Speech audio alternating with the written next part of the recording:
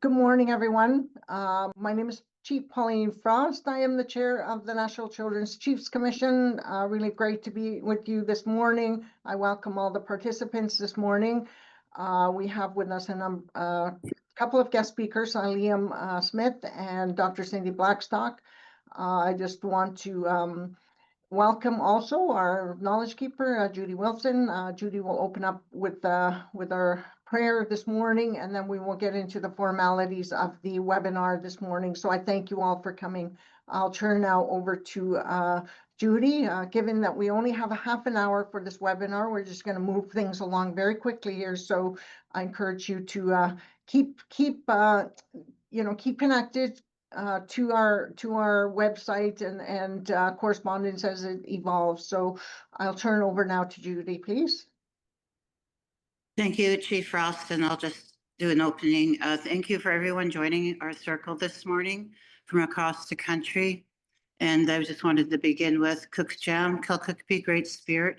We thank you for the gift of love, the love that never ends. It is continuous and flows through all of our spiritual existence and all of creation.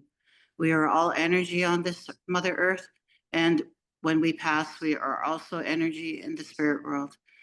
And we honor our Creator for the energies that give us the true form, and we are all collectively one spirit, and we are all one in truth. And we're born of the Creator, and we are all connected both in life and in death. So we thank you for that cycle of life, Creator, especially for our children. And we pray and we prepare ourselves so that we can bring our children home. We can have our children, give them the quality of life that they ought to have. So we offer this prayer today, Creator, from across the land, as we're connected to our loved ones in our heart, mind, body, and spirit. And we'll always be connected to one another, and we'll work together to bring all of our children home and also change the systemic system to end racism and discrimination. And we are always comforted and encouraged to remember, Creator, that we are all collectively one, and we will all work together in the betterment of our children. Please help the ones that are struggling, mental health addictions, the elderly, the infirm that are in the hospitals, and especially to comfort the ones that have lost loved ones this last while, that give them the comfort that they need. And also the ones with no homes or no food or no community or families or shelter. Please help them as well, Creator. Cook's Jam, Cook's Jam, Cook's Jam, Cook's Jam. Thank you, Chief Frost. Thank you so much. I appreciate that beautiful opening prayer this morning. I'll now turn us to the formalities of our children, our future, the engagements on First Nations Child and Family Service Reform. To launch the engagement, the national engagement, regional engagements, we have with us this morning Dr. Cindy Blackstock. She and I will provide an overview of the Canadian Human Rights Tribunal orders behind the engagements. We have Liam Smith, who is the legal counsel for the National Children's Chiefs Commission. He will provide commentary on the legal processes. I will share some details about the engagement process that is going on and what it will look like over the next 6 weeks. There's no time for questions today, unfortunately, but there will be many opportunities over the next 6 weeks to ask questions, provide your input. We will share our slides with you. They will be emailed to everyone who registered for today's webinar. If you have knowledge keepers or technical experts outside of this forum, you want to share the information, please get a hold of us, and we will ensure that it gets out there broadly. We will share our slides with everyone. The webinar is being recorded today as well, and will be available on Our Children Our Way YouTube channel. So that is kind of the structure for today. The Canadian Human Rights Tribunal orders the National Children's Chiefs Commission was established in 2007, or sorry, was established this last year. So Canadian Human Rights Tribunal filed its complaint in 2007, which merits decision in 2016. Canada's discriminated in the funding, design, management, and control of the First Nations Child and Family Services Program by failing to implement Jordan's principles. That was more than 9 years ago. In August, Tribunal signaled that it is running out of patience and ordered Caring Society and AFN to consult with the National Children's Chiefs Commission, First Nations chiefs, and other experts to develop a national plan outside of Ontario and remedies to end Canada's discrimination in First Nations child and family services. What is the National Children's Chiefs Commission, you may ask? And why is the Canadian Human Rights Tribunal including us in their orders? The commission was created by the Chief First Nations in Assembly in October of last year. The commission has a mandate to work openly and transparently and to bring First Nations perspectives forward in developing solutions to end Canada's discrimination. We have representation from 11 regions across the country, including commissioners and alternates and technical experts and legal advisors. We have a legal team, a negotiating team, and a secretariat to support the work that we've been mandated to do. The tribunal has shown respect for the views of First Nations and recognizes the role of the National Children's Chiefs Commission, even though the commission is not a party to the Canadian Human Rights Tribunal proceedings. To fulfill the Canadian Human Rights Tribunal orders, the commission is launching regional engagements to seek input into a national plan to be submitted in collaboration with the Caring Society on December 20th. The tribunal has provided clear guidance and criteria that we must meet with that national plan passed by, I will now pass over the mic to Dr. Cindy Blackstock. She will walk with us over the parameters of the long-term reform remedies. And I just want to thank her this morning. Thank Dr. Blackstock for being such a great partner to us and ensuring that every child is represented equally and fairly across this country. So Dr. Blackstock, please. Thank you, and a very good morning to everyone. Thank you to Judy and to Chief Frost. I begin with a disclosure. The Caring Society, for whom I am the Executive Director, is a co-complainant in the Canadian Human Rights Tribunal case that is giving the platform for this type of regional engagement. So I just wanted to disclose that to everyone. Next slide, please.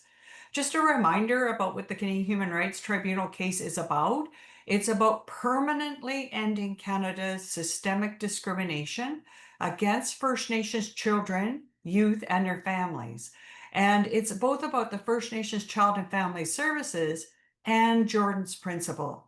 It's about both those things, and I underscore the permanent part of this. I think we've seen that with the TRC as well. The survivors wanted to see this end, this discrimination by Canada. What is the focus? We've heard a lot of words around long-term reform. Well, what does that mean? Well, it's not about reforming child welfare in the wholesome sense, in terms of changing practices and policies at a community or even a regional level. What it is about stopping Canada's discrimination. So it's the federal government that has been the discriminator, and that's what we need to find out, is how to stop that discrimination now and forever. And consulting with regional experts and First Nations leadership are critical to being able to do that. Now, one of the things, major orders that we had is this one, 2025 CHRT 80. I should remind everybody that there are a whole pile of tribunal orders, and the tribunal order urges us always to look at them together. So one of the other foundational decisions to look at is 2016 CHRT 2. That was a decision where Canada was found to be discriminating. So read that one along with this one. But what it sets out in this order, which was handed down on August 20th of 2025, is the minimum parameters of any kind of long-term reform, or also known as ending Canada's discrimination. The first is, it needs to have lasting effect. And it needs to be sustainable and adequately resourced for generations of children, not just a time limit of Canada's non-discrimination. They have to treat children fairly forever. It needs to be flexible because the reality is different nations, different children have different needs. And it needs to improve upon the tribunal's previous orders, not go below them, which we've seen from Canada over many years an attempt to do. It needs to incorporate regional and local First Nations perspectives. And we're going to do the best we can, but we also are realistic that we won't be able to do everything for every particular First Nation within this particular tribunal order. But certainly hearing this feedback is going to be key to really informing what could be the regional variations. Evidence-based, and that means we use the best information for our children. We need to align with the spirit of the orders. Now, following me will be a lawyer, a very gifted lawyer for the National Children's Chiefs Commission, Liam Smith, and he can tell us more about what that means. But for me as a non-lawyer, it's to stop Canada from picking apart in a technical way and using that technical analysis to undermine what is really the most important thing, which is the safety, well-being, and the cultural integrity of our children and families. It needs to be First Nation centered and respectful of needs and perspectives, and also to respect the rights of children. Sometimes I've seen Canada put those things at either end and say, well, self-determination and needs of First Nations are different than the needs of their children. But every law I've seen on First Nations, those two things move together. All the laws are tailored to multiple generations of children, to the future generations. So comply with international, national, and domestic human rights and strive for excellence, not perfection. No, none of us are looking for perfect. It would be nice if we could achieve it, but we're not going to. So what we need to have is safeguards in place for that to happen. I'm now turning this over to Liam Smith for further discussion. Thank you very much, Dr. Blackstock and Chief Pauline Frost, and thank you to Our Children Our Way for hosting this. So good morning, everyone, afternoon, depending where you are. Thank you for joining the webinar today. My name is Liam Smith. I am part of the legal counsel representing the National Children's Chiefs Commission, along with my co-counsel, Scott Smith. I'm joining you here today from Unama'ki, Mi'kma'ki, Cape Breton, Nova Scotia, the unceded and ancestral territory of the Mi'kmaq. The National Children's Chiefs Commission asked me to join the webinar today to speak with you all about a few specific points, and this is happening as the National Children's Chiefs Commission and the Caring Society are kicking off their engagement in order to inform the long-term reform plan, which the tribunal has ordered by December 20th, 2025. So over the next few months, you'll be hearing quite a bit from the National Children's Chiefs Commission and the Caring Society and all the parties and interested parties, I'm sure.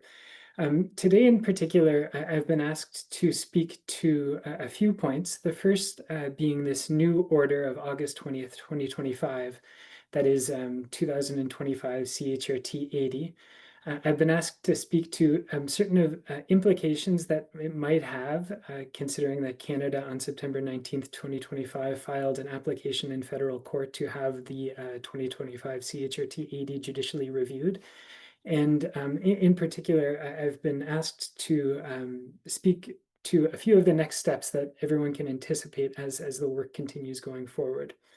Additionally, the National Children's Chiefs Commission asked me to comment on a few reoccurring themes that the Commission is starting to notice in the pattern of behavior we're seeing from Canada since the Commission's inception in December of 2024 and in January of 2025. So moving on, in 2025 CHRT 80 in particular, the tribunal expressed serious concern about the years of delay that it's been taking to achieve long-term reform. Everyone here knows the discriminator is Canada. The onus is on Canada to cease its discriminatory practices.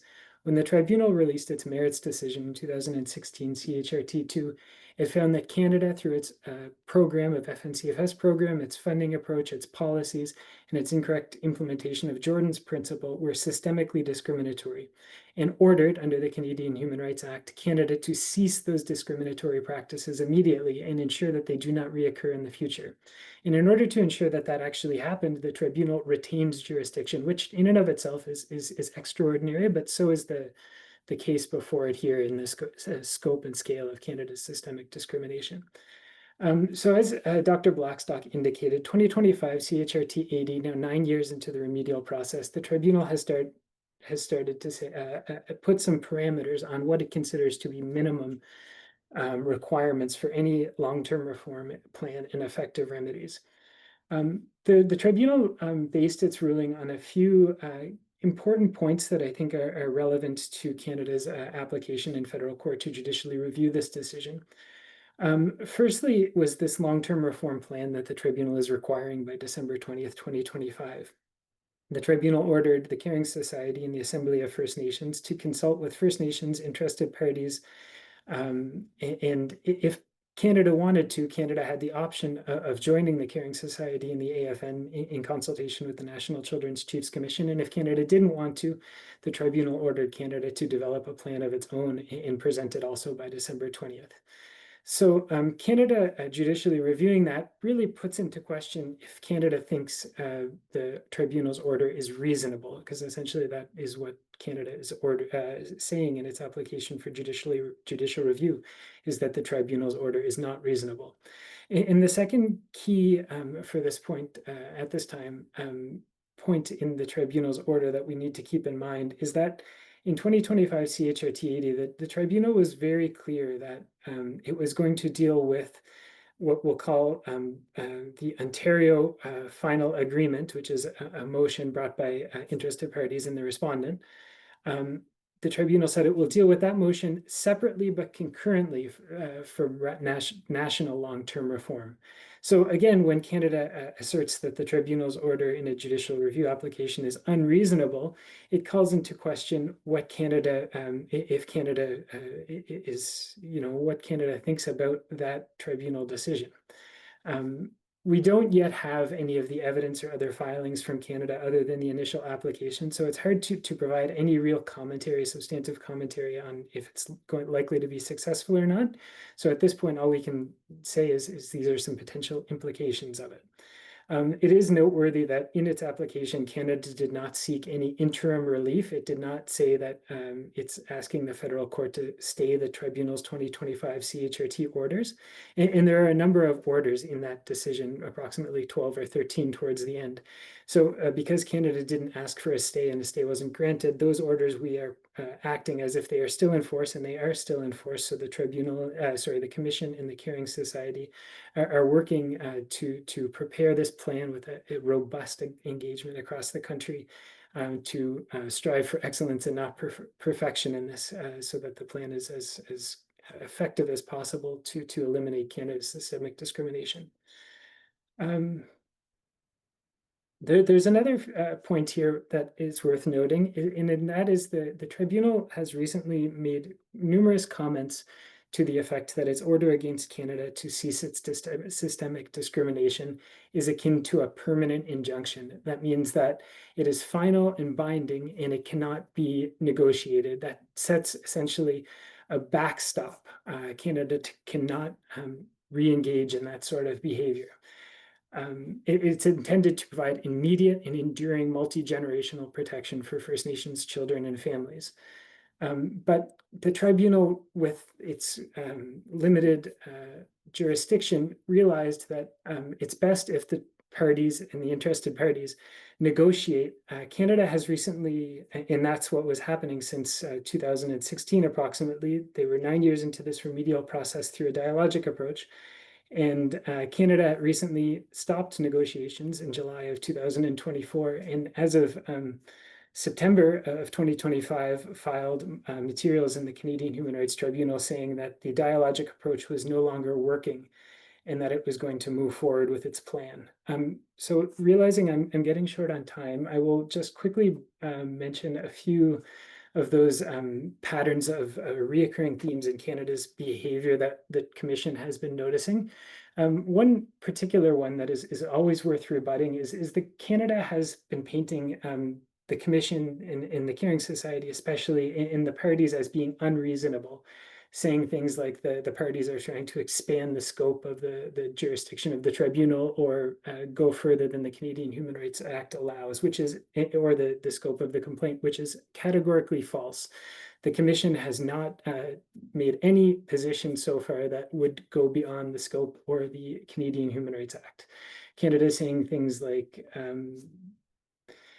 the Commission is asking for more relief than the tribunal can order, but again, that is not the case. We are also noticing in these reoccurring themes that Canada's behavior in delaying, for example, there was supposed to be a case management conference on September 26th, and Canada had to file a monthly update as per 2025 CHRT 80. They did it on the night of September 25th, and in the morning, the tribunal canceled its case management conference. There's a lot of last minute actions occurring, which are ultimately delaying the remedies becoming in force. And the last point I'll mention here is that Canada has expressly excluded the technical advisors from the Commission in its early meetings. Chief Frost met with the minister. The technical advisors were excluded, and then in filings at the tribunal, Canada painted those meetings as engagement, which again, the Commission has rebutted. On that, I know that was a lot, but I will pass it back to Chief Pauline Frost. Thank you.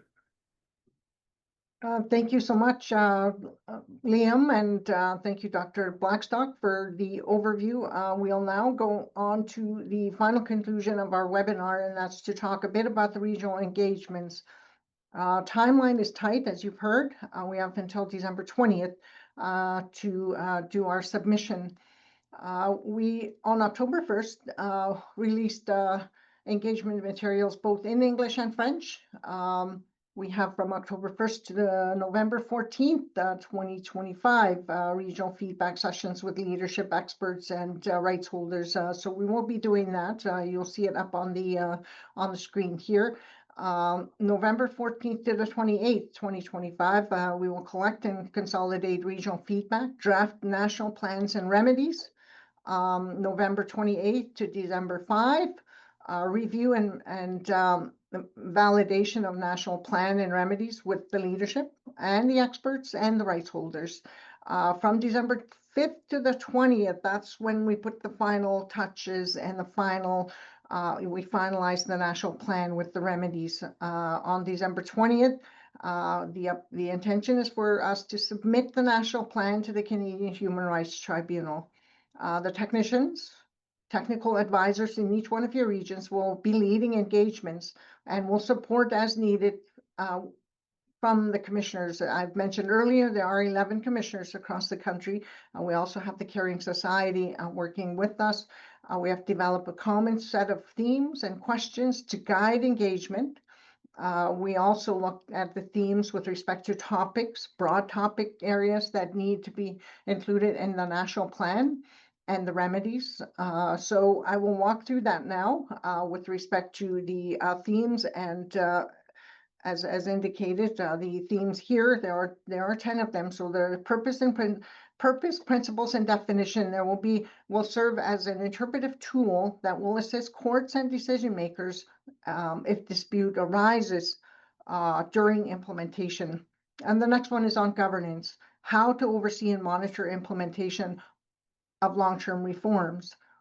We want this to be led by First Nations and determined by First Nations. The next item is enforcement and durability. To stop Canada's discrimination and prevent any recurrence, long-term reform must be enforceable and long-lasting.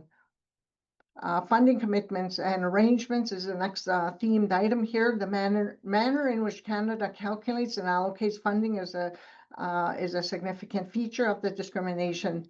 At a minimum, the funding must be flexible and responsive to children's needs, linked to clear service delivery responsibilities, and enable capacity building to fully address the needs of our children.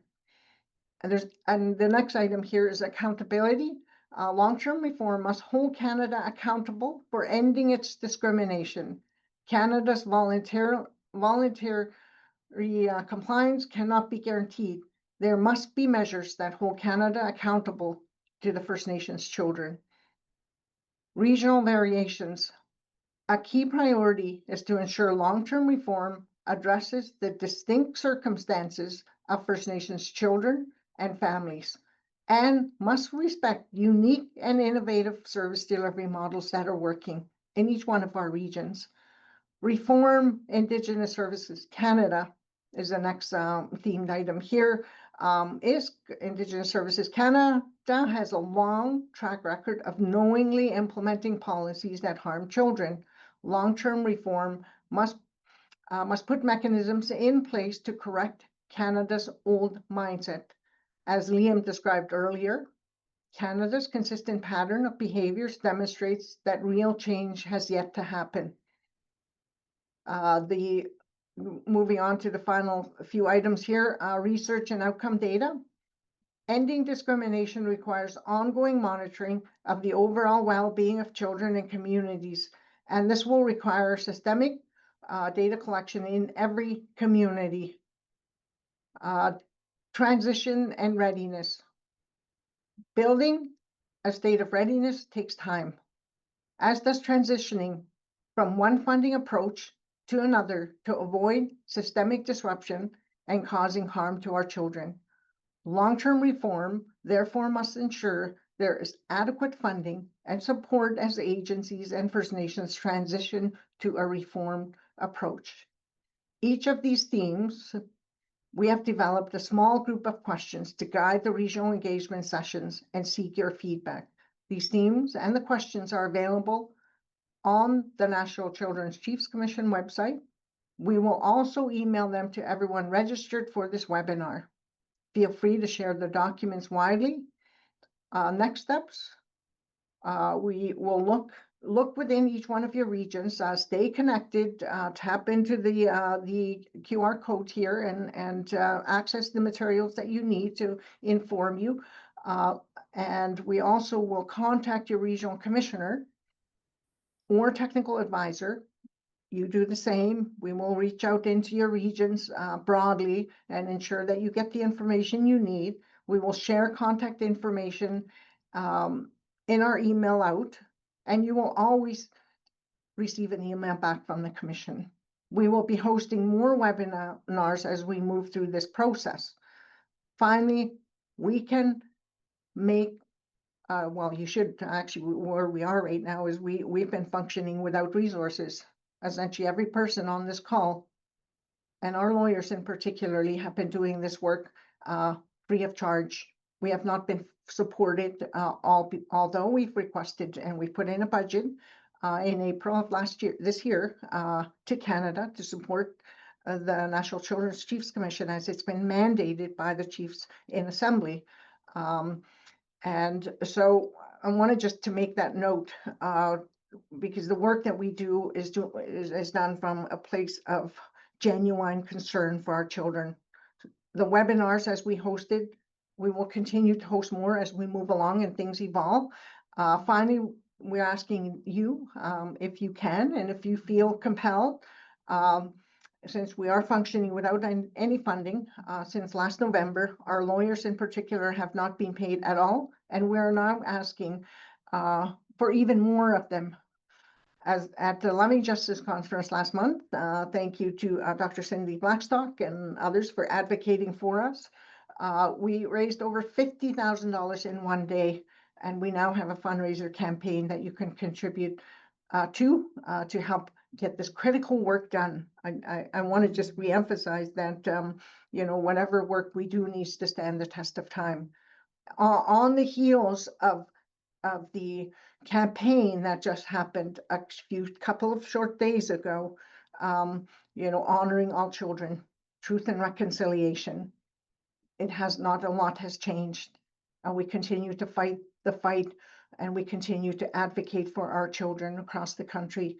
with the objective of removing racial discrimination from any service program that's delivered on behalf of any government.